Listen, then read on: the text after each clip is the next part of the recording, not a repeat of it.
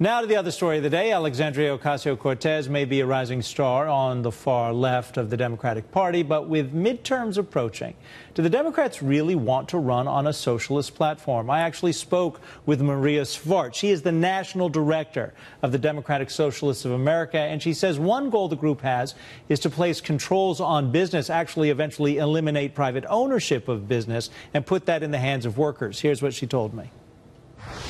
We believe that large companies actually should be controlled by workers. We know what it takes to run a company, often far more than the hedge fund managers that might buy the company or a distant CEO. Here to discuss this are Nathan Rubin, founder of Millennial Politics, and Kate Frates, the managing editor for Olympic Media. Kate, let me start with you. Ocasio-Cortez and others are getting a lot of attention because they are the cause célèbre right now, Democratic Socialists. There are only 48,000 of them. Are they going to have any real impact? Because 48,000 versus millions of what you might call mainstream Democrats, are they going to really pull the party to the left, or even as far as Maria Svart wants to go, the elimination of private property ownership and private business?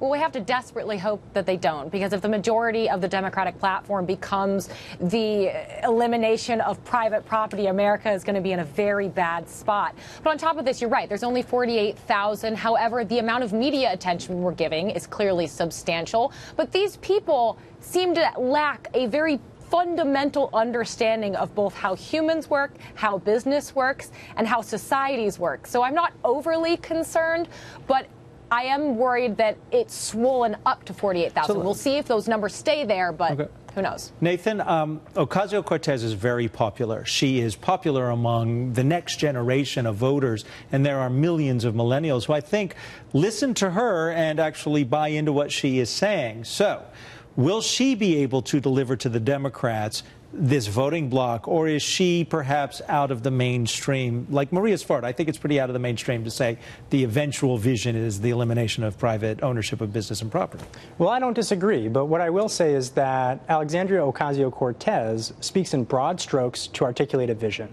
And I think when she speaks, people hear the truth in what she's saying. The idea that unrestrained capitalism exploits working people, that is perhaps a fact, and the idea that we need a system that can protect working people is something that we should be working towards. So while I don't think they'll be successful in transferring ownership of companies to workers necessarily, I think we do need to look seriously at how we can move the conversation to the left to protect working people. But is now the time in our history that that's going to resonate with the Democrats? I mean, I was having a discussion with a previous guest.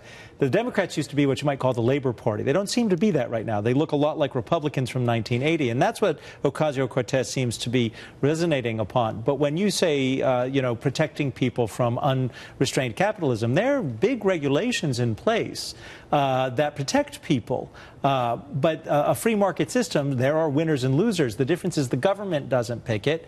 You're out there with your ability to try and do the best you can.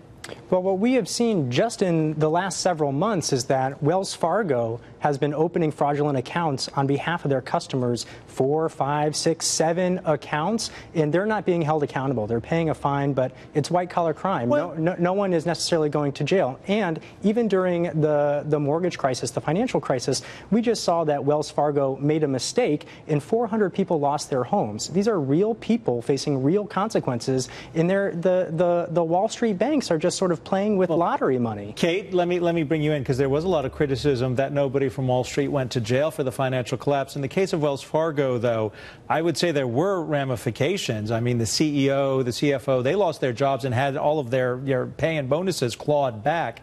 I mean, but does Nathan have a point?